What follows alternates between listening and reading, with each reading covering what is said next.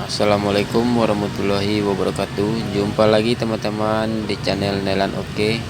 Kali ini bahan kita Redmi 3 atau Redmi 3S ganti baterai. Oke teman-teman, langsung saja.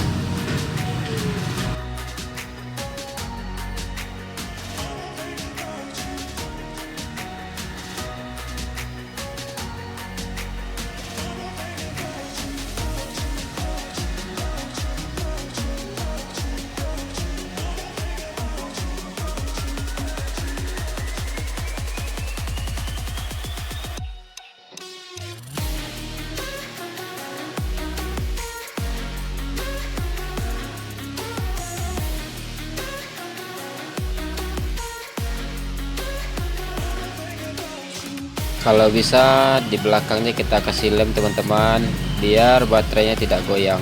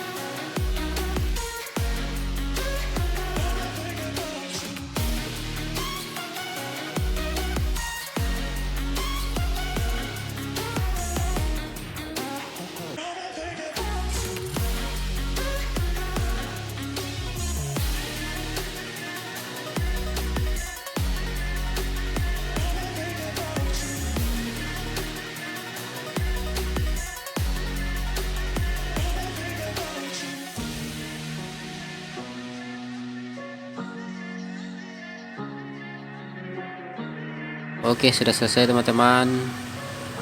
Dukung terus channel saya teman-teman dengan menekan tombol subscribe di bawah. Semoga channel ini tetap berkembang dan bermanfaat.